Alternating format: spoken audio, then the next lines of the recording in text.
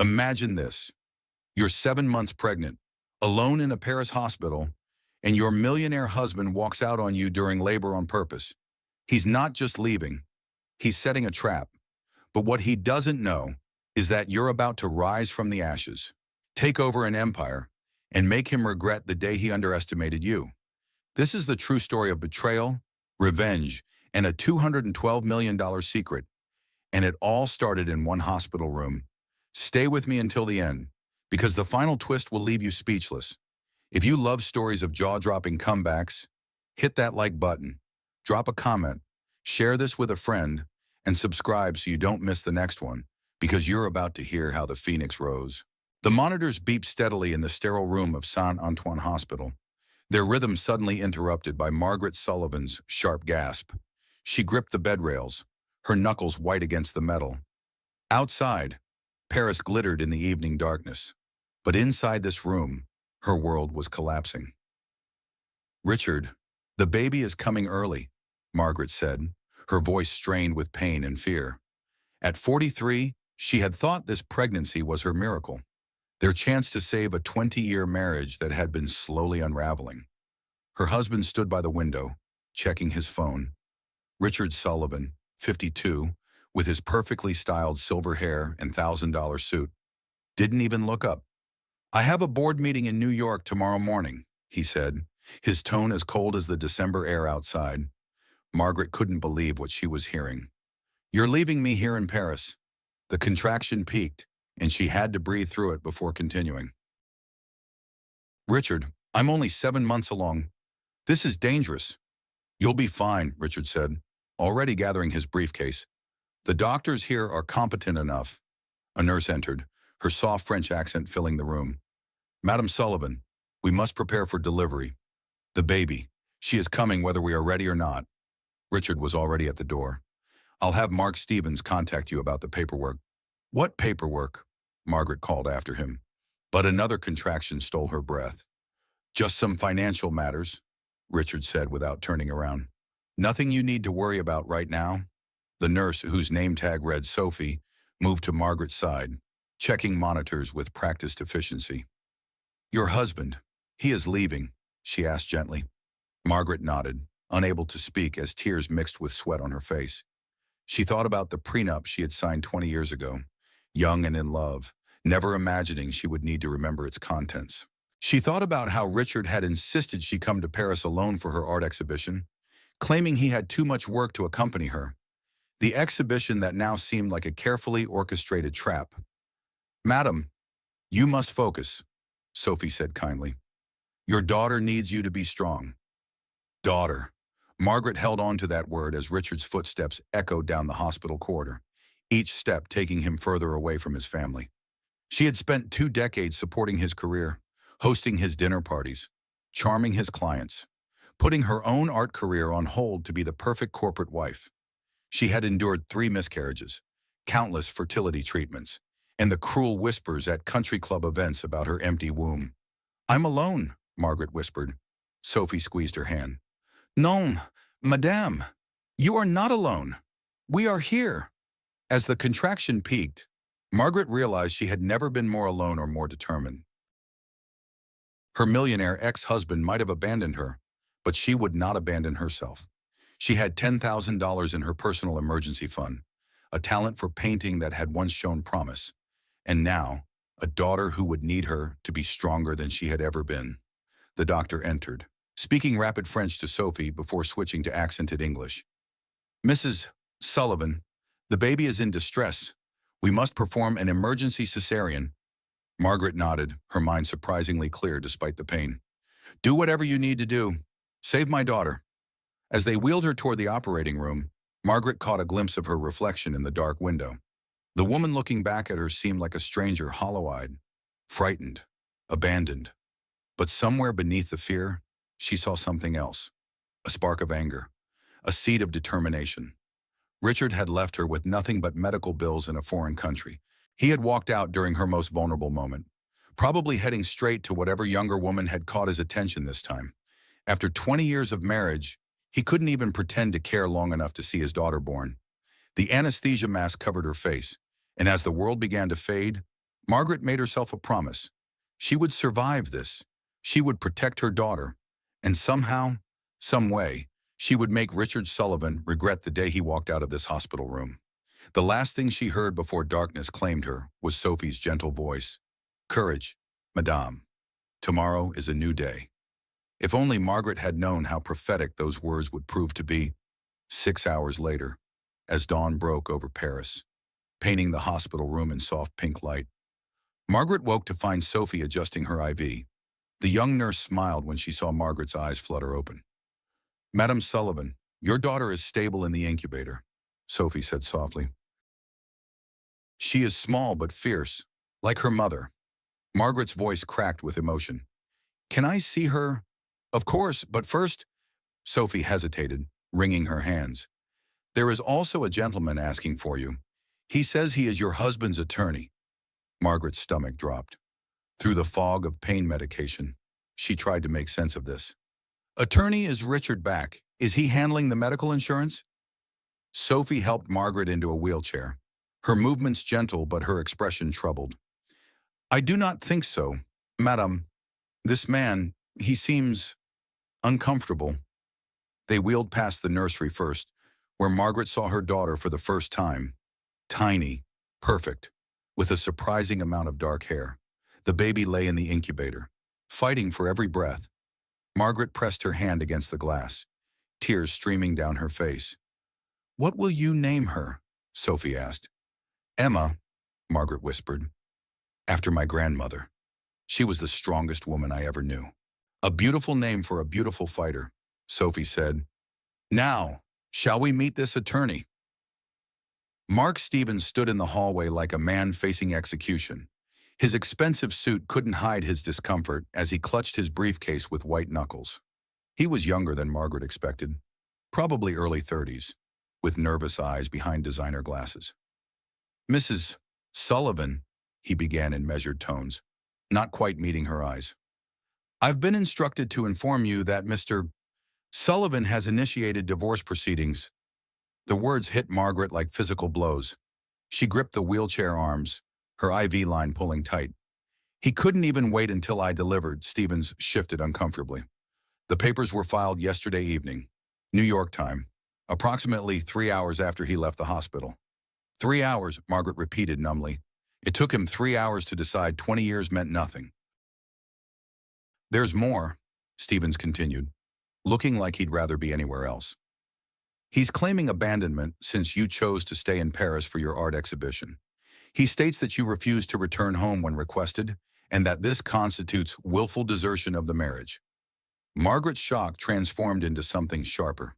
She thought about the exhibition Richard's idea. Richard's insistence she go alone. He had even chosen the gallery, made all the arrangements, insisted it would be good for her to have some independence.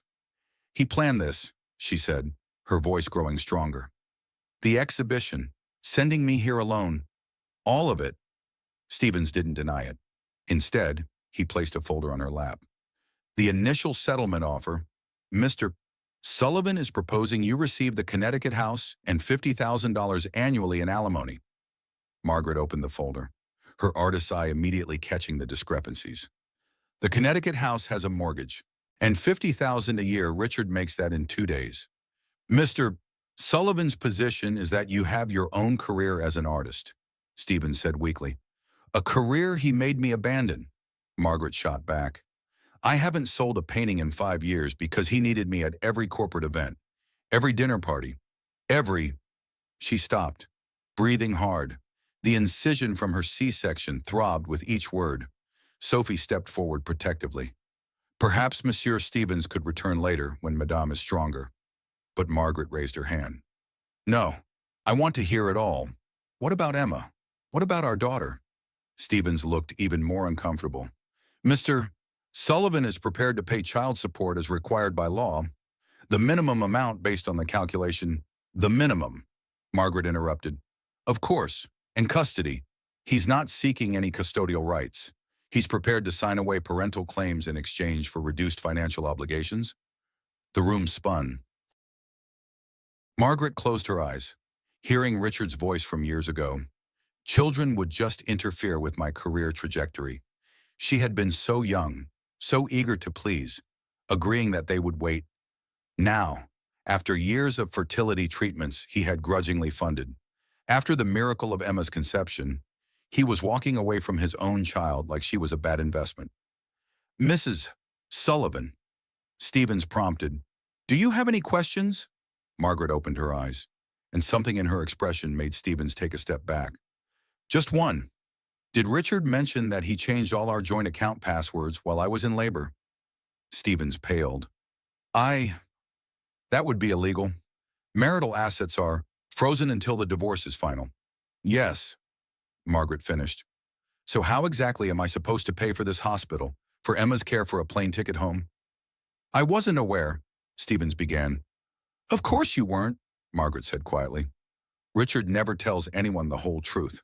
He just moves the pieces around his board and expects everyone else to figure out the game." Sophie cleared her throat. "Monsieur Stevens, I think you should leave now." As Stevens gathered his briefcase, Margaret called after him, "Tell Richard something for me."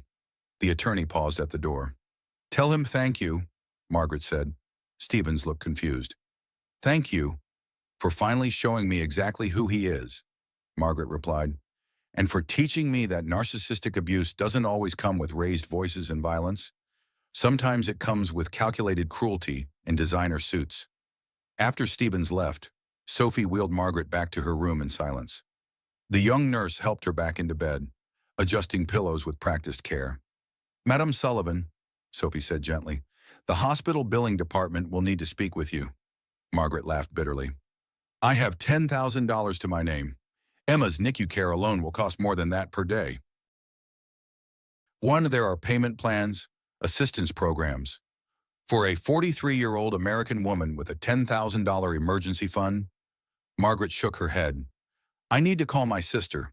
Maybe she can—" "Madam," Sophie interrupted, "there is a woman who has been waiting to see you.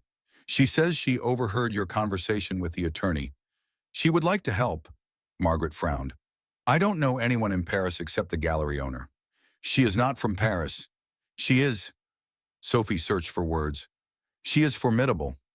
That afternoon, as Parisian rain drummed against the windows, Margaret heard confident footsteps approaching her room. The woman who entered commanded attention without trying, silver hair perfectly coiffed, wearing a simple but expensive black dress, moving with the assurance of someone who had never met a room she couldn't own. "Margaret Sullivan." The woman's voice carried a slight Boston accent, cultured but with steel underneath. "I'm Eleanor Whitmore. I own this hospital." Margaret struggled to sit up straighter, wincing at the pull of her incision. "I don't understand." Eleanor pulled a chair close to the bed, her movements efficient. "I was in the hallway this morning, not intentionally eavesdropping, but that attorney of your husband's has a voice that carries. I heard everything he said." "I'm sorry for the disturbance." "Don't apologize," Eleanor cut her off. "I've been where you are. Different circumstances, but the same betrayal, the same financial manipulation, the same narcissistic ex-husband who thought he could destroy me and walk away laughing." Margaret studied the older woman's face. Eleanor appeared to be in her early 60s, with the kind of bone structure that suggested old money and good genes. But there was something in her eyes that spoke of battles fought and won. "You said you own this hospital?" Margaret asked. Eleanor nodded. "This one and 11 others across Europe. It's taken me 15 years to build this medical empire after my own divorce nearly destroyed me." She leaned forward. "I know Richard Sullivan by reputation. Hostile takeovers are his specialty. He's very good at what he does," Margaret admitted. Eleanor laughed, a rich sound that filled the room. "So am I, and I have a proposition for you." Margaret felt like she was in a dream, perhaps still foggy from the pain medication. "A proposition, Mrs. Whitmore. I appreciate your concern, but I have nothing to offer anyone right now. I'm a 43-year-old woman with a newborn in the NICU and $10,000 to my name." "Eleanor, please.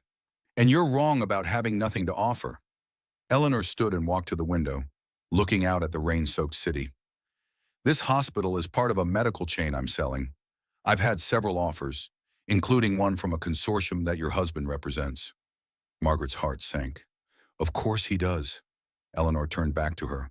But I'd rather sell it to someone who understands what it means to be vulnerable. Someone who knows what it's like to be dismissed and abandoned in their moment of greatest need. I don't understand, Margaret said. Are you offering me a job? I'm offering you an empire, Eleanor replied simply. But first, I need to tell you something about your grandmother, Patricia Hartley. Margaret's breath caught. Grandmother, Patricia. She died when I was 5. I barely remember her. Eleanor smiled. She was my mentor, the first woman to serve on the board of Massachusetts General Hospital. She taught me that women supporting women wasn't just a nice idea, it was a revolution waiting to happen. I remember my father saying she was difficult, Margaret said slowly, that she had too many opinions. She had exactly the right number of opinions, Eleanor corrected, including one about your father. She knew he would waste any inheritance, spend it on bad investments and younger women. So she did something clever. Eleanor pulled a leather folder from her bag and placed it on Margaret's lap. She left you something in trust, something that could only be accessed when you truly needed it. The conditions were very specific: abandonment by spouse, life-threatening medical situation, or complete financial devastation. Margaret's hands shook as she opened the folder. The number at the bottom of the page didn't make sense. She counted the zeros twice. $200 million, she whispered. $212 million, with interest, Eleanor corrected. It's been waiting 38 years for this moment. This can't be real. Margaret looked up at Eleanor, tears streaming down her face. Why didn't anyone tell me? Your grandmother's instructions were very clear. You were to know nothing until the conditions were met. She didn't want you marrying for money or living your life waiting for an inheritance. She wanted you to become who you were meant to be first. Margaret thought about the woman she had been just yesterday, Richard's wife, hostess of his parties, the abandoned artist who painted in secret in the garage when he was traveling. That woman felt like a stranger now. Why are you helping me? Margaret asked. Eleanor sat back down, her expression softening. Because 15 years ago, when my husband left me for his 22-year-old secretary, I was you, except I didn't have a Patricia Hartley or an Eleanor Whitmore. I had to claw my way back from nothing, build my empire one acquisition at a time, prove that a 50-something woman could be more than what society said she was. She reached over and took Margaret's hand. You have a choice now. You can take your grandmother's money, sign whatever papers Richard wants, and disappear into comfortable obscurity. Or you can let me teach you what Patricia taught me, that the best revenge isn't living well. It's living strategically. Margaret looked toward the nursery where Emma was fighting for every breath. Her daughter would grow up in a world where her father had abandoned her before she was even born. But maybe, just maybe, she could grow up in a world where her mother had turned that abandonment into an empire. What would I need to do? Margaret asked. Eleanor smiled, and for the first time since Richard had walked out, Margaret felt something other than despair. She felt possibility. First, you need to get well. Then, we're going to teach your narcissistic ex-husband a lesson about underestimating women. The medical contracts his companies depend on. 7 of them are with my facilities, and in about 6 weeks, they're going to belong to you. He'll fight it, Margaret warned. Richard doesn't like to lose. Good, Eleanor said, standing to leave. Neither do we. Rest now. Tomorrow, your education begins. Patricia Hartley's granddaughter is about to learn what financial independence after 50 really looks like. As Eleanor left, Margaret lay back against her pillows, her mind racing. This morning she had been an abandoned wife with nothing. Tonight, she was an heiress with a mentor and a plan. She thought about Richard, probably already back in New York, celebrating his freedom with whatever young woman had caught his attention. He thought he had played the perfect game sending her to Paris, filing for divorce while she was vulnerable, claiming abandonment to minimize his financial obligations. But Richard had made one crucial mistake. He had assumed Margaret was the same woman he had married 20 years ago, eager to please, afraid of conflict, willing to accept whatever scraps he offered. That woman had died in this hospital room when he walked out. The woman who remained was someone entirely new, someone her grandmother Patricia would have recognized. Someone who understood that midlife transformation wasn't about finding yourself, it was about finally becoming yourself. 3 days later, Margaret's phone buzzed with a voicemail as she sat feeding Emma in the NICU. She almost didn't listen to it, focused on her tiny daughter's improved breathing, the way her little fingers wrapped around Margaret's pinky with surprising strength. But something, perhaps instinct, made her tap play. Richard's voice filled her earbuds. That familiar tone of condescension that she now recognized had always been there, hidden under charm and expensive gifts. Margaret, stop being dramatic. Sign the papers. You'll get your standard settlement, the Connecticut house, and $50,000 a year. That's generous considering. There was a giggle in the background, young and tinkling like champagne bubbles. Richard must not have realized his phone hadn't disconnected because the recording continued. Richard, are you coming back to bed? The woman's voice was young, probably mid-20s, with that breathy quality Richard had always found irresistible in everyone but his wife. Just dealing with my ex. Richard's voice, muffled but clear. She's being difficult about the divorce. The pregnant one, the girl asked. I thought you said she was barren. Margaret's hands clenched so tightly that Emma made a small sound of protest. Barren. He had told this girl she was barren while she was in labor with his child. She managed one at the last minute. Richard laughed. Probably thought it would save the marriage. As if I'd stay tethered to a 43-year-old woman who let herself go just because she finally squeezed out a baby. You're terrible, the girl giggled. I'm practical. Ashley, darling, can you grab my blue tie? I have the Whitmore meeting this morning. Margaret hit stop, her hands shaking. Sophie, who had been adjusting Emma's monitors, noticed immediately. Madame, are you all right? You look pale. Margaret pulled out her earbuds with trembling fingers. Sophie, can you get Mrs. Whitmore on the phone? Tell her I want to discuss her proposition. Tell her I'm ready to learn everything. Sophie smiled. Of course, Madame. I will call immediately. As Sophie left, Margaret looked down at Emma, whose eyes were finally open, unfocused but definitely her father's shape. Your daddy thinks we're worthless, she whispered. He's about to learn how expensive that mistake will be. Eleanor arrived within the hour, bringing with her a team that looked like they had stepped out of a boardroom rather than into a hospital. There was Robert James, a British CFO with sharp eyes and an even sharper suit. Dr. Sarah Chen, a woman who radiated competence and wore her medical degree like armor. And Victoria Barnes, an attorney who made Mark Stevens look like a first-year law student. Play the voicemail, Eleanor said simply. Margaret did, watching as each face in the room shifted from professional to disgusted. Victoria was actually taking notes, her pen flying across her legal pad. When it finished, Eleanor stood. Gentleman's agreement is off. He wants to play dirty. We'll play strategic. Robert James pulled out his laptop. The 7 medical facilities Mr. Sullivan's companies depend on their contracts are up for renewal in 6 weeks.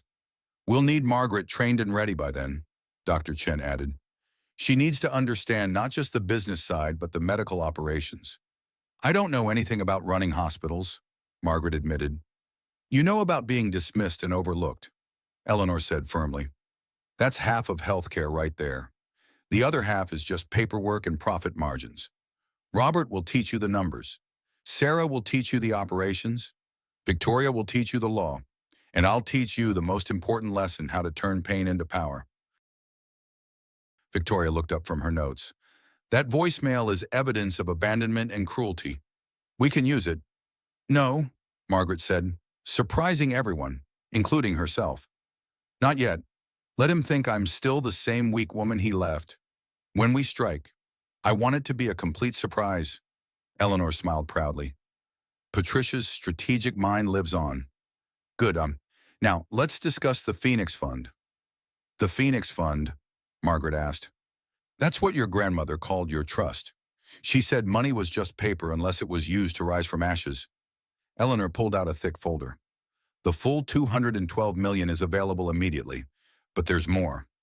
Your grandmother also left detailed notes about Richard's business practices, things she observed when you first started dating him.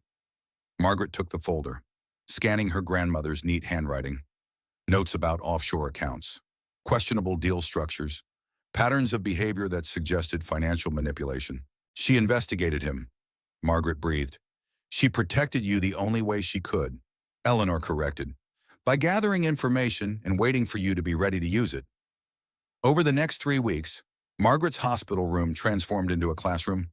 While Emma grew stronger in the NICU, Margaret absorbed 20 years of business education in compressed time.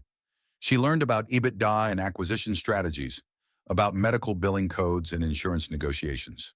She discovered she had a natural talent for seeing patterns in numbers, probably from years of managing household budgets on whatever allowance Richard deemed appropriate. "Your husband's companies are hemorrhaging money," Robert informed her one afternoon, showing her a spreadsheet. "They're completely dependent on our facilities for specialized testing. Without us, they lose 40% of their operational capacity." "What would happen if we raised our prices?" Margaret asked. "Within contract limits, we could increase by 30%. And if we terminated the contracts," Robert smiled, "they'd have to use competitors who charge 60% more and who are located much farther from their primary facilities. Transport costs alone would kill their margins." Margaret studied the numbers, seeing not just digits, but leverage. Each figure represented a choice Richard had made to prioritize profit over people.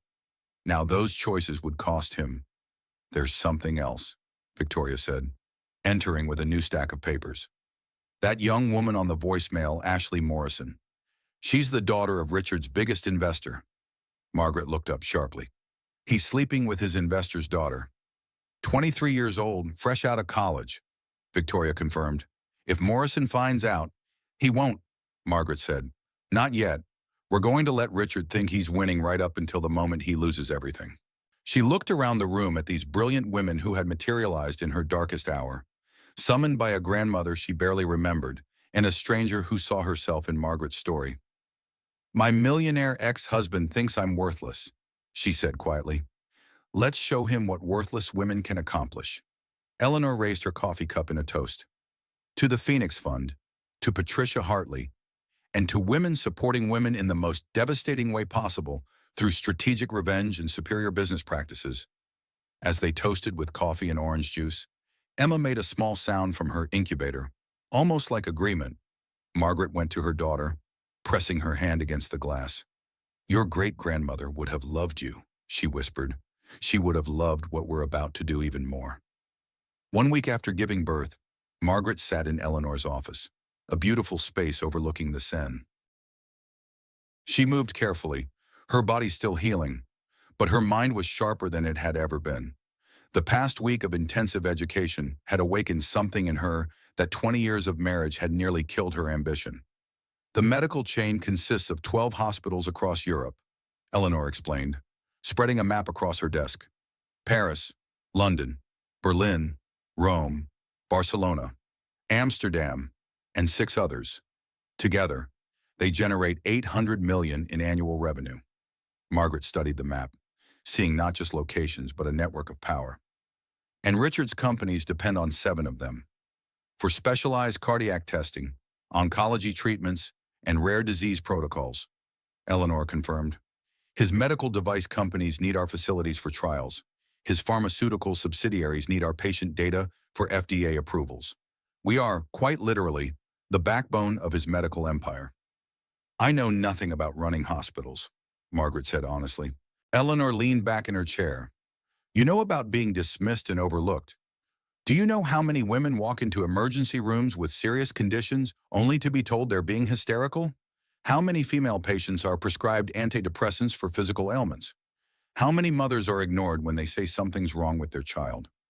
Margaret thought about her own experiences, the 3 miscarriages Richard had insisted were her fault for being too stressed, the fertility doctors who spoke only to Richard during appointments, the obstetrician in New York who had dismissed her concerns about early labor just 2 weeks before Emma's premature birth. "Too many," she said quietly. "Exactly. You don't need to know how to perform surgery. You need to know how to listen. The rest is just management. And believe me, if you can manage a millionaire ex-husband's ego for 20 years, you can manage anything."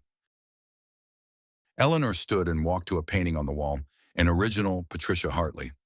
Margaret realized with a start, her grandmother had been an artist too, before she became a hospital board member. "There's something else," Eleanor said, pressing a hidden button. The painting swung open to reveal a safe. "Your grandmother left more than money. She left intelligence." She pulled out several thick folders, placing them carefully on the desk. Patricia served on multiple boards with Richard's mentors. She took notes on everything: business practices, personal scandals, financial vulnerabilities. She knew that information was the ultimate currency. Margaret opened the first folder, finding photographs, contracts, newspaper clippings. Her grandmother's neat handwriting covered the margins with observations and connections. "She knew what Richard was before I even married him," Margaret said, a mix of anger and awe in her voice. "She knew the type," Eleanor corrected. "Narcissistic, controlling, viewing wives as accessories and children as inconveniences. But she also knew you had to learn it for yourself. All she could do was prepare for the aftermath." The second folder contained financial records, offshore accounts, shell companies, a web of financial manipulation that would make any forensic accountant salivate. "Is this legal to have?" Margaret asked. Victoria, who had been quietly taking notes, spoke up. "Everything here was obtained through public records and legal observation. Your grandmother was very careful. She knew that someday someone would need these weapons. And now," Eleanor said, "we're going to teach you how to use them." Robert, the CFO, pulled out his laptop, turning it toward Margaret. "Your trust fund isn't just sitting in an account. Your grandmother invested it strategically. You own significant shares in 3 major medical supply companies, Richard's competitors." Margaret's eyes widened. "She bought shares in his competitors 20 years ago when they were startups," Robert confirmed. "They're now worth 50 times what she paid. You're already a major player in the medical industry. Margaret, you just didn't know it." Dr. Chen cleared her throat. "There's more. The research your grandmother funded, it led to 3 breakthrough treatments for pregnancy-related complications. Patents that generate $30 million annually in licensing fees. Patents that Richard's pharmaceutical company desperately wants to acquire." Margaret felt like she was drowning in information, but it was a different kind of drowning than the despair of a week ago. This was possibility threatening to overwhelm her. "Why didn't she use any of this when she was alive?" Margaret asked. Eleanor's expression softened. "Because she was saving it for someone who would use it right. She could have destroyed your father, could have revealed Richard's true nature before your wedding. But she believed in letting people make their own choices and learn their own lessons. She just made sure the tools for recovery would be waiting." Margaret stood carefully and walked to the window. Below, Paris bustled with life. Somewhere in New York, Richard was probably in a board meeting, confident that his discarded wife would quietly accept whatever crumbs he offered. He had no idea that his 43-year-old abandoned wife was about to become his worst nightmare. "How long do I have to learn everything?" she asked. 5 weeks until the contract renewals?" Eleanor said. 5 weeks to transform from Richard Sullivan's discarded wife into the CEO of MedLife International. MedLife International. The new name for the hospital chain. Your first executive decision? Margaret turned back to the room full of brilliant women who had become her board of directors, her advisors, her army. "Then we'd better get started," as she said.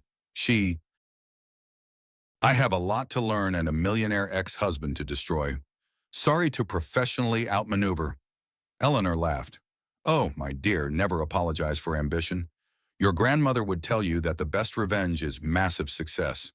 But she'd also tell you that sometimes, just sometimes, regular revenge paired with massive success is even better."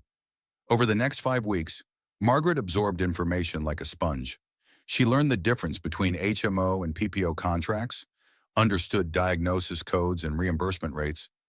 She discovered she had a gift for seeing inefficiencies in systems, probably from years of managing a household on Richard's deliberately restricted budget. She also learned about herself.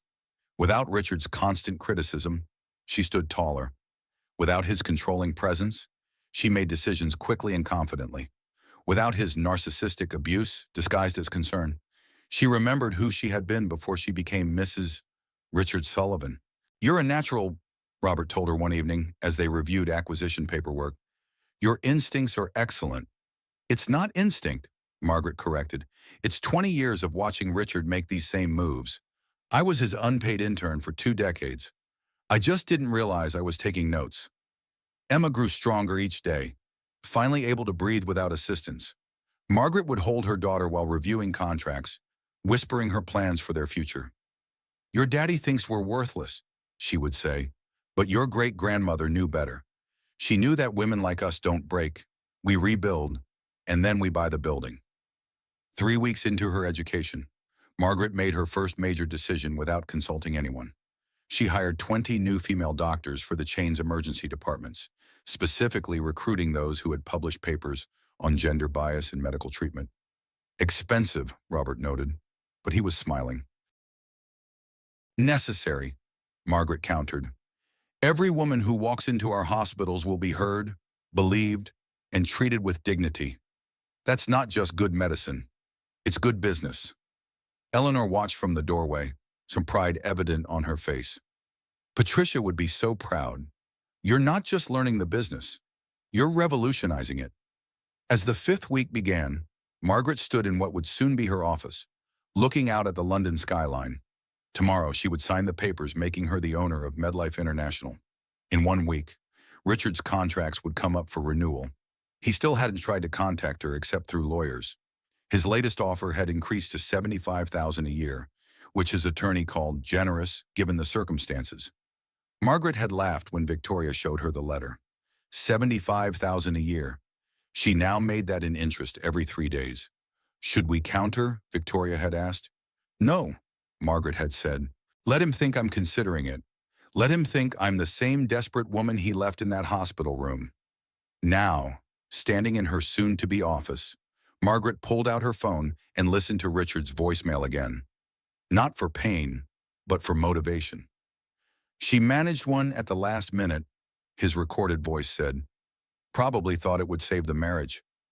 Margaret deleted the voicemail. She didn't need it anymore. Tomorrow, she would become CEO of MedLife International. Next week, she would have her first board meeting. And sometime after that, Richard Sullivan would learn that abandoning his wife during childbirth had been the worst business decision of his life. The Phoenix Fund had risen from the ashes. Now it was time to soar. 6 weeks after Paris, Margaret stood in her new office in London, watching the city wake up through floor-to-ceiling windows. The transformation was complete, at least on paper.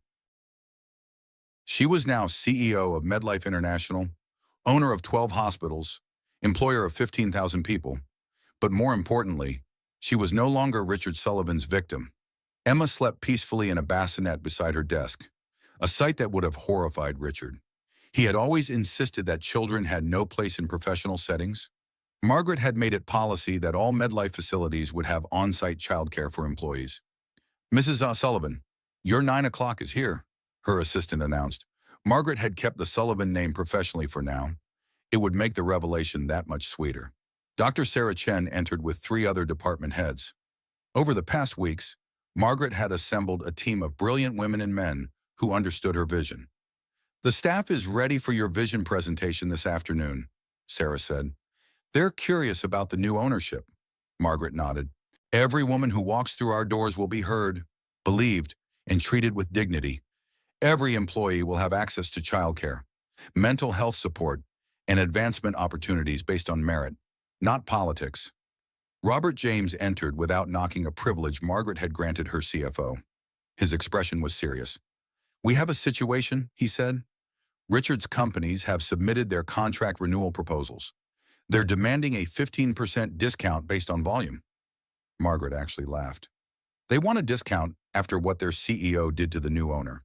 They don't know you're the owner, Robert reminded her.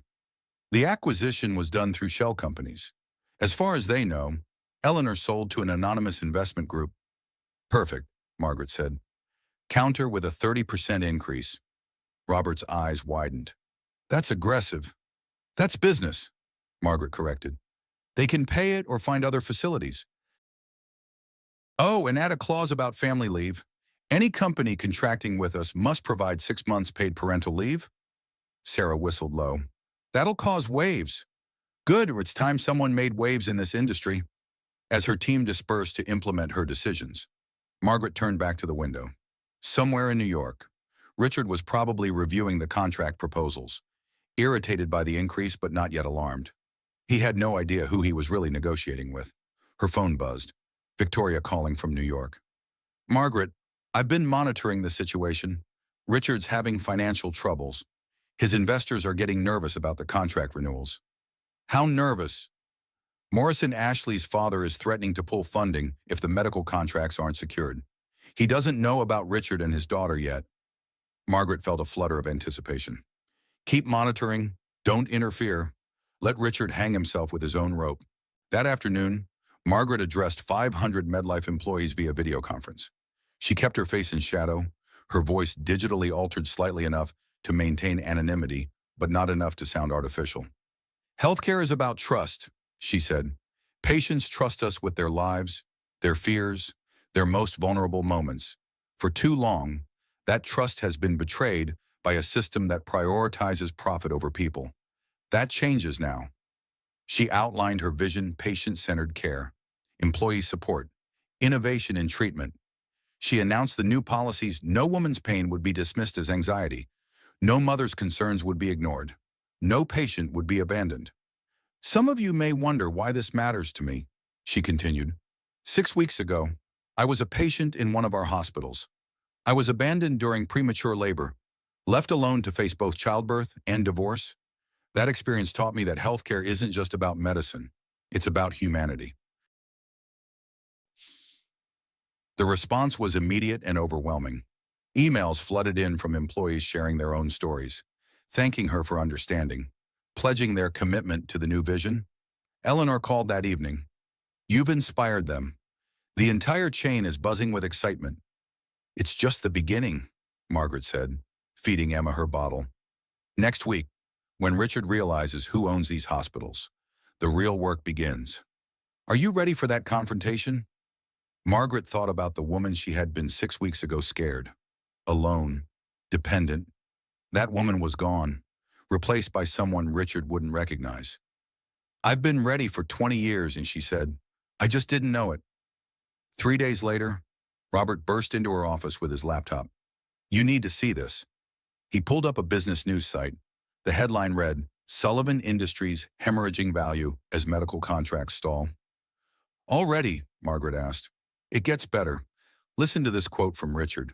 Robert read from the screen. These delays are minor negotiations with a new, obviously inexperienced ownership group. We expect resolution within days. Inexperienced, Margaret repeated and smiling. Perfect. Let him keep thinking that. Her phone rang. Eleanor. My dear, I just received a very interesting call. Richard Sullivan himself wants to meet with the new owner of MedLife. He's flying to London tomorrow.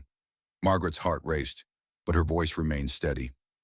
Tell him the owner will meet him at the Global Healthcare Summit in Geneva. 3 days from now, public setting, lots of witnesses. You're going to reveal yourself at the summit. I'm going to do more than that, Margaret said. I'm going to give a keynote about our new direction, and Richard's going to be in the audience when he realizes his ex-wife owns his lifeline. She looked at Emma, who was grasping at a toy with determined concentration. Your daddy's about to learn that underestimating women is bad for business. The next 3 days passed in a blur of preparation. Margaret worked with a speech coach to eliminate 20 years of apologetic uptalk that Richard had trained into her. She had her hair styled, bought a wardrobe that projected power rather than ornament. She practiced walking into rooms like she owned them, because now she did. The morning of the summit, she stood in her Geneva hotel room, looking at herself in the mirror.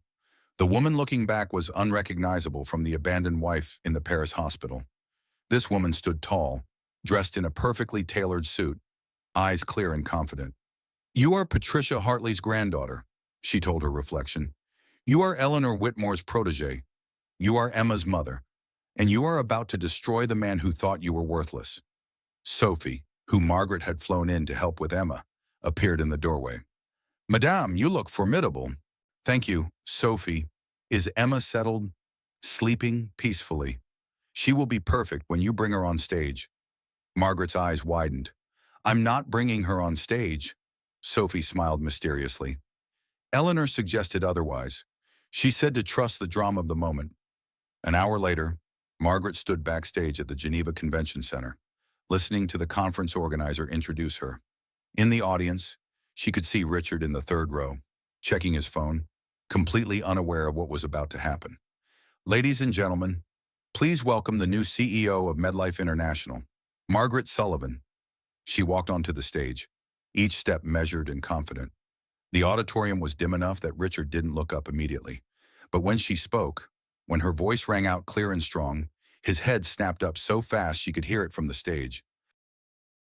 6 months ago, she began, I gave birth alone in a Paris hospital while my husband of 20 years filed for divorce. The audience murmured. Richard's face had gone white. Today, she continued, I own that hospital and 11 others.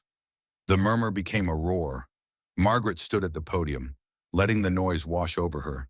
She caught Richard's eye and held it, watching 20 years of condescension crumble into shock. His mouth opened and closed like a fish gasping for air. And for once, Richard Sullivan had no words. 6 months ago, she continued, her voice carrying over the gradually quieting audience, I learned that 43-year-old women are disposable, that 20-year marriages mean nothing, that narcissistic abuse can wear a designer suit and speak in boardroom language. She clicked to her first slide a photo of Saint-Antoine Hospital in Paris. This is where I was abandoned during premature labor. This is also the first hospital in what is now the MedLife International chain. Today, it has a new wing dedicated to high-risk pregnancies, staffed entirely by doctors who specialize in cases dismissed by other facilities. The audience was riveted. Richard looked like he might bolt, but his ego kept him seated. He couldn't leave without making a scene, and Richard Sullivan never made scenes, he created them for others. The medical industry, Margaret continued, has a gender problem. Women's pain is dismissed 23% more often than men's. Women wait 65% longer for pain medication in emergency rooms. Women with heart disease are 50% more likely to be misdiagnosed.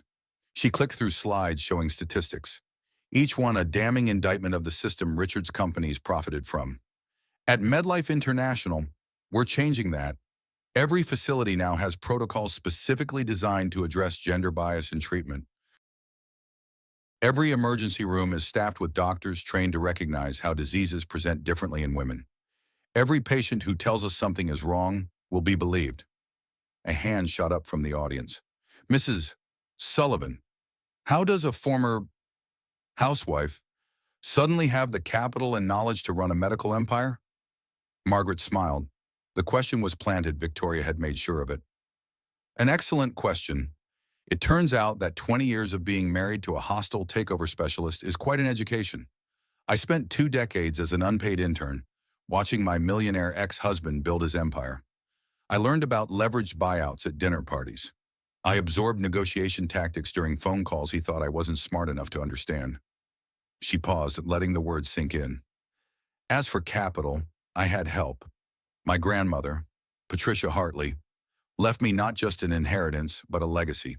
And Eleanor Whitmore, the brilliant woman who built this medical chain, chose to sell it to someone who understood that healthcare is about more than profit margins. This is ridiculous, Richard's voice cut through the room. He was standing now, his face red with rage. You know nothing about running hospitals. Margaret had hoped he would crack. She turned to face him directly, microphone in hand. Richard, so glad you could make it. Ladies and gentlemen, Richard Sullivan, CEO of Sullivan Industries. Also the man who abandoned his wife during premature labor to commit adultery with a 23-year-old. Gasps rippled through the audience. Phones appeared, recording everything. How dare you? Richard started. How dare I what? Margaret interrupted, her voice steel. Tell the truth, run a business, succeed without you. A young woman's voice piped up from the back. Richard, who is this? Everyone turned. Ashley Morrison stood in the doorway, designer dress, confused expression, clearly having followed Richard to Geneva. I'm the CEO of MedLife International, Margaret said calmly. And you are, I'm Richard's. Ashley faltered, looking at Richard for help. But Richard was looking at someone else, a distinguished older man who had just entered behind Ashley. Morrison, Ashley's father, his biggest investor. Daddy, Ashley said, confused. What are you doing here? Morrison's face was granite. I could ask you the same question. Ashley, Margaret watched the disaster unfold with clinical detachment. This was better than anything she could have orchestrated. Richard's narcissistic need to have his young girlfriend follow him had just cost him everything. Perhaps we should return to the presentation, Margaret suggested smoothly. Mr. Sullivan, you were concerned about my qualifications? Richard sank back into his chair, defeated. Margaret clicked to her next slide. MedLife International's new contracts include mandatory 6-month parental leave for all employees of contracting companies. Any company that doesn't meet this standard will find other medical facilities for their needs. That's blackmail, Richard sputtered. That's business, Margaret corrected. The same kind of business you've conducted for 20 years, except my version doesn't abandon pregnant women or destroy families for profit. She clicked to the final slide, a photo of Emma. This is my daughter. She was born at 28 weeks, weighing 3 pounds. Her father signed away his parental rights before she was even released from the NICU. But she survived, thrived, and taught me that the strongest things often come in the smallest packages. Sophie appeared at the side of the stage, carrying Emma. Without hesitation, Margaret walked over and took her daughter, returning to the podium with Emma in her arms. Ladies and gentlemen, the future of healthcare isn't just about medicine. It's about humanity. It's about women supporting women. It's about recognizing that financial independence after 50 isn't just possible, it's powerful. It's about understanding that a midlife transformation journey can begin in the worst moment of your life and lead to this stage. The applause was thunderous. Margaret stood there, holding Emma, watching Richard shrink in his seat as Morrison's glare burned holes in his back. One more thing, Margaret said as the applause died down. Effective immediately, MedLife is terminating all contracts with companies that don't meet our new standards. Mr. Sullivan, your companies have 72 hours to comply or find new facilities. Richard stood abruptly and stormed out, Ashley hurrying after him, Morrison following with the expression that promised retribution. The audience erupted in discussion, but Margaret was done. She walked off stage to Eleanor's waiting embrace. Patricia would be so proud, Eleanor whispered. We're not done yet, Margaret whispered back. This was just the opening salvo. Victoria appeared, phone in hand. Morrison just called. He's pulling all funding from Sullivan Industries effective immediately. He also wants to discuss investing in MedLife. Margaret smiled. Tell him we'll meet next week, after Richard's companies finish crashing. You know he'll try to destroy you now, Eleanor warned. Wounded narcissists are dangerous. Let him try, Margaret said, kissing Emma's head. I've got $200 million, 12 hospitals, and the best team in the business. He's got a crumbling empire and a reputation in ruins. Robert appeared with his tablet. Stock price for Sullivan Industries just dropped 30%. Trading has been halted. Margaret felt no joy in Richard's destruction, only a sense of justice. He had abandoned her at her most vulnerable. Now she was returning the favor, but with significantly better style. What's next? Sarah Chen asked, joining their group. Now we build, Margaret said. We create the healthcare system women deserve. We prove that companies can be profitable and compassionate. We show the world that women supporting women isn't just a hashtag, it's a revolution. She looked down at Emma, who was gazing up at her with those eyes so like her father's, but holding none of his cruelty. And we ensure that no woman is ever abandoned in a hospital room again. 1 year after Paris, Margaret sat in a New York courtroom, the same courthouse where Richard had once triumphantly concluded hostile takeovers. Now, he sat across from her, diminished, his empire in ruins, fighting over scraps in their divorce proceedings. Judge Martha Coleman presiding, a woman known for her no-nonsense approach and particular intolerance for men who abandon pregnant wives. Victoria had been strategic in ensuring they drew her for the case. We're here for the Sullivan divorce proceedings, Judge Coleman announced, reviewing the papers. Mr. Sullivan, I see you're contesting the original settlement you proposed. Richard's new attorney, he'd gone through 3 since Morrison pulled funding, stood nervously. Your Honor, my client's circumstances have changed dramatically. Mrs. Sullivan's inheritance and business acquisitions should be considered marital assets. Margaret watched Richard's face, seeing the desperation he was trying to hide. Sullivan Industries had declared bankruptcy 3 months ago. His assets were frozen. The apartment he'd shared with Ashley was in foreclosure. Ashley herself had disappeared back to Switzerland after her father cut her off. Victoria stood, immaculate as always. Your Honor, we have several points to address. First, Mr. Sullivan abandoned his wife during premature labor to commit adultery. Allegedly, Richard's attorney interjected. Victoria smiled. We have security footage from the Paris hospital. She handed a USB drive to the bailiff. Additionally, we have a voicemail Mr. Sullivan left his wife while with his mistress. The courtroom watched as the security footage played Richard walking out of the hospital room while Margaret was clearly in distress. Then the voicemail, Richard's dismissive tone, Ashley's giggle, the damning words about Margaret being barren. Judge Coleman's expression grew increasingly disgusted. Mr. Sullivan, is this your voice? Richard's jaw clenched. Yes, but, and is this you leaving your wife in premature labor? I had a business meeting. That's a yes, the judge noted. Continue, Ms. Barnes. Victoria pulled out more documents. The prenuptial agreement, Mr. Sullivan insisted upon specifically states that inheritance received during the marriage remains separate property. Mrs. Sullivan's grandmother's trust was released after the separation, making it entirely hers. But she used that money to destroy my business, Richard burst out. Margaret finally spoke. I used that money to buy hospitals. Richard, what happened to your business was a result of your own choices. Judge Coleman raised an eyebrow. Mrs. Sullivan, would you care to elaborate? Margaret stood, Emma on her hip. She'd brought her daughter deliberately, knowing the visual impact. Your Honor, I purchased a medical chain that Mr. Sullivan's companies happened to contract with. I required all contracting companies to provide parental leave and meet certain ethical standards. His companies failed to meet those standards. The free market responded accordingly. You targeted me, Richard accused.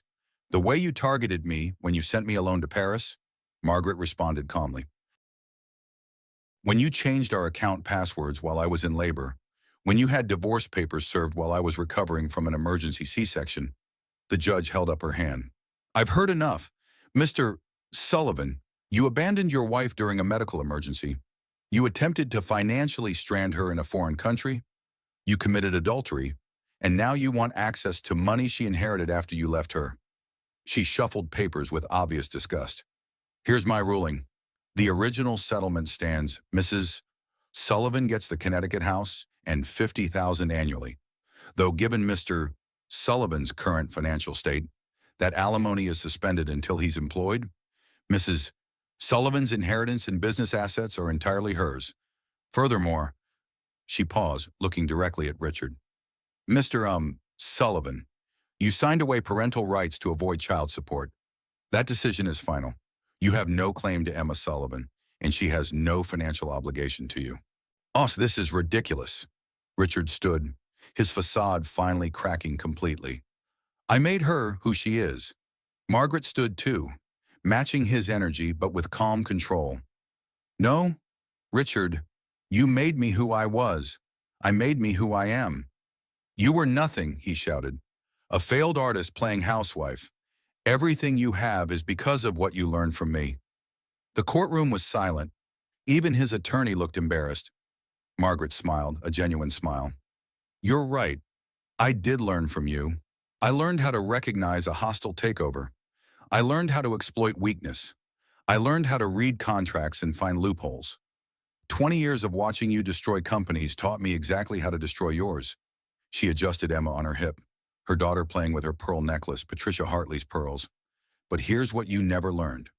Richard, business isn't just about winning. It's about building something that matters. You spent 20 years destroying. I've spent 1 year creating. You abandoned your family for a stock price.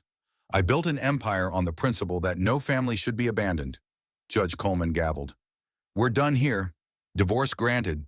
Mrs. Sullivan, you're free to resume your maiden name if you choose. I'll keep Sullivan, Margaret said, looking at Richard. I've earned it. As they left the courthouse, Richard caught up to them on the steps. Margaret, wait. She turned, Victoria moving protectively closer. Richard looked broken. Finally, yes, completely. I need your help. No one else will see me. My reputation is ruined. I have nothing. Margaret studied the man she'd once loved, then feared, then fought. Now she felt something unexpected pity. You have a daughter who deserves to know her father. Even a flawed one, she said quietly. I signed away legal rights. Yes, but Emma will grow up knowing her father abandoned her. Unless you want to change that story. Richard's eyes filled with tears, genuine tears. Maybe the first she'd ever seen from him. I don't deserve, none of us deserve grace. Richard, that's what makes it grace. Margaret shifted Emma to her other hip. I'm not offering you a job or money or restoration. But if you want to know your daughter, if you're willing to do the work to become someone worthy of her, we can discuss supervised visits. Richard nodded, unable to speak. Call Victoria when you're ready. And Richard, Margaret waited until he met her eyes. Therapy, real therapy, not the performance you did during our marriage counseling. Deal with your narcissistic behaviors. Learn to actually care about someone besides yourself. Emma deserves a father, but only if he's healthy enough not to hurt her. As their car pulled away, Victoria shook her head. That was more generous than he deserved. It wasn't for him, Margaret said, kissing Emma's head. It's for her. Every child deserves the chance to know both parents, even if one of them has to earn that privilege. She looked back at the courthouse where Richard still stood, looking lost. Besides, she added, the best revenge isn't destroying someone completely. It's succeeding so thoroughly that you can afford to be gracious. My grandmother taught me that, in her own way. Her phone buzzed. Eleanor calling. Turn on the news, Eleanor said without preamble. Margaret had the driver turn on the radio. MedLife International announced today that it's expanding to the United States with the acquisition of 3 major hospital chains.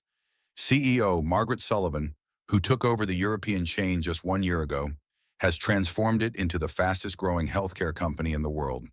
The acquisition makes MedLife the 3rd largest medical provider globally.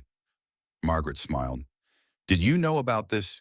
I may have facilitated some introductions, Eleanor said coyly. Your grandmother had contacts everywhere. They've been waiting to see what Patricia Hartley's granddaughter would do with her inheritance. And they're impressed. The offer came from them, not us. They want to be part of what you're building. Margaret looked at Emma, who had fallen asleep in her arms. 1 year ago, she'd been abandoned, alone, afraid. Now she was building a healthcare revolution. You know what this means? Eleanor continued. You'll be running hospitals in the same cities where Richard once did business, where he once had power. The universe has a sense of humor, Margaret agreed, but she wasn't thinking about Richard anymore. She was thinking about the thousands of women who would walk into MedLife hospitals, women in labor, women in pain, women afraid and alone, and find not abandonment but support, not dismissal but validation. She was thinking about her grandmother, who had somehow seen this future and planned for it. About Eleanor, who had recognized a phoenix ready to rise. About Sophie, Sarah, Robert, Victoria, the team that had believed in her before she believed in herself.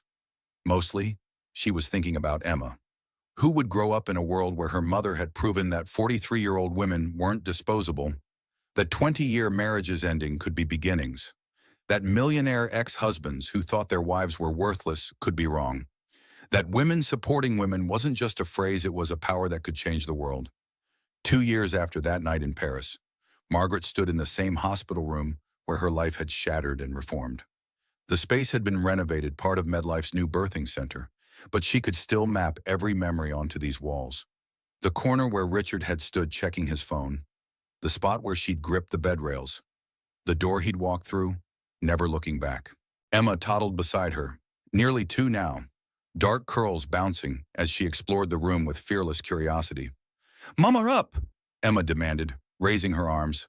Margaret lifted her daughter, settling her on her hip with practiced ease. Through the window, Paris spread before them, afternoon sun turning the sand to gold. "This is where you were born, sweetheart," Margaret said softly, "where everything changed." "Madam Sullivan." Sophie's voice rang out from the doorway. The young nurse who had held Margaret's hand through labor was now head of maternity services, recruited personally by Margaret to transform the birthing experience at Saint-Antoine. "Sophie," Margaret embraced her warmly. "How is our new patient?" "Scared," Sophie said quietly. "Her husband just left. Said he couldn't handle the stress of a premature birth." Margaret's jaw tightened. Some things never changed, but now she could do something about it. What's her name, or Claire Dubois? 28 weeks pregnant. Early labor. Husband filed for divorce yesterday. Margaret handed Emma to Sophie. Watch her for a moment. She walked down the hall to room 247, knocking gently before entering. The woman in the bed looked up with red-rimmed eyes. So young, so frightened, so familiar. Mrs. Dubois, I'm Margaret Sullivan. I own this hospital. Claire's eyes widened. The CEO, why are you? Because 2 years ago, I was you. Margaret pulled a chair close to the bed. 28 weeks pregnant, early labor, husband walking out. Only I didn't have what you're going to have. What's that? Claire whispered. Support, resources, options. Margaret took the young woman's hand. Your medical care is covered completely. We have a fund for situations exactly like this. You'll have a private room, the best doctors, and when you're ready, our legal team will ensure you get everything you're entitled to in the divorce. Claire started crying. Why would you do this? Because women supporting women isn't just a corporate slogan here. It's what we do. Margaret squeezed her hand. You're not alone. You'll never be alone here. She stayed with Claire until the young woman was calm, then returned to find Eleanor in her office. Emma playing with blocks on the floor while Sophie and Eleanor discussed staffing reports. How many is that now? Eleanor asked. 15 women this month across all facilities, Margaret replied. 15 women abandoned during pregnancy or childbirth, and all 15 receiving full support from the Patricia Hartley Foundation. Margaret nodded. The foundation, funded by her inheritance returns, provided everything from medical care to legal services to housing assistance for women abandoned during their most vulnerable moments. Eleanor's phone buzzed. She glanced at it and smiled. Speaking of your grandmother's legacy, you'll want to see this. She handed Margaret the phone. A news alert. Richard Sullivan, named director of Morrison Foundation's New Men's Mental Health Initiative. Margaret read further. Richard had spent the past year in intensive therapy, publicly discussing his journey to address narcissistic personality disorder. Morrison, of all people, had funded his transformation, saying that men who destroyed their families needed treatment, not just punishment. He's doing the work, Eleanor observed. Finally, Margaret agreed. She'd allowed supervised visits with Emma 6 months ago. Richard was awkward, uncertain, but trying. Emma called him Richard instead of Daddy, which seemed appropriate. Victoria entered without knocking another person who'd earned that privilege. We have a situation. Wall Street Journal wants to do a profile. From abandoned wife to medical mogul, the Margaret Sullivan story. Margaret considered. She'd avoided most media, preferring to let the work speak for itself. But, tell them yes, but I want to bring someone with me. Who won Claire Dubois? Let her tell her story alongside mine. Show that this isn't just history, it's happening every day. Robert appeared in the doorway, grinning. Speaking of media attention, we just got word. Fortune 500. MedLife made the list. The room erupted in celebration. Margaret picked up Emma, spinning her around as her daughter giggled. Fortune 500. From abandoned wife to running one of the most successful companies in America in 2 years. Her phone rang. Richard. I'll take this outside, she said, stepping onto the terrace. Margaret. Richard's voice was different now. Therapy had stripped away the arrogance, leaving something raw but more honest. I saw the news, Fortune 500, congratulations. Thank you. I wanted to tell you, in therapy today, we talked about making amends, real amends, not the performative kind. Margaret waited. I was wrong. About everything. You weren't worthless. You were priceless. And I was too narcissistic to see it. Emma isn't a mistake or a burden. She's extraordinary. The divorce wasn't your failure. It was mine. Richard, please let me finish. I'm not asking for forgiveness. I know what I did is unforgivable. But I wanted you to know that I see it now. All of it. The cruelty, the calculation, the narcissistic abuse disguised as love. And I'm sorry. Genuinely, truly sorry. Margaret looked through the window at Emma, who was now building an impressively tall tower with blocks. I appreciate that, Richard, and I hope you continue the work. For Emma's sake, if nothing else. I will. I promise. And Margaret, what you've built, it's remarkable. You've helped thousands of women. You've changed an entire industry. You did all that despite me, but maybe also because of me, because surviving me made you strong enough to do this. Margaret thought about it. No, Richard. Surviving you didn't make me strong. It revealed strength that was always there. Strength my grandmother saw. Strength Eleanor recognized. Strength that Emma will inherit. You didn't make me who I am. You just got out of the way long enough for me to become myself. After ending the call, Margaret returned to her office to find her team planning the Fortune 500 celebration. Champagne. Eleanor offered. Orange juice. Margaret countered. Some of our employees are pregnant. Everyone laughed. Classic Margaret, always thinking of others. As the sun set over Paris, Margaret stood at the window with Emma in her arms, surrounded by the family she'd chosen and built. Eleanor, her mentor and friend. Sophie, who'd held her hand through the worst night of her life. Victoria, Robert, Sarah, the team that had helped her build an empire from ashes. You know what I realize, Margaret said to the room. Everyone talks about the phoenix rising from the ashes, but no one talks about what the phoenix does after it rises. What does it do? Sophie asked. Margaret smiled, looking at each face in turn. It builds a nest. It creates a home for other birds who've been burned. It teaches them to fly. And eventually, it creates a whole flock of phoenixes, all risen, all powerful, all supporting each other. Emma pointed at a bird flying past the window and said her new favorite word, fly. That's right, baby, Margaret whispered. We fly. Eleanor raised her juice glass. To Patricia Hartley, who saw the future and planned for it. To abandoned wives who became CEOs. To narcissistic ex-husbands who accidentally created their own competition. To midlife transformations that begin in hospital rooms. And to women supporting women, not just in word but in deed. Not just in gesture, but in empire building. Revolutionary, world-changing action. They toasted as the Eiffel Tower began its evening sparkle, and Margaret thought about the journey.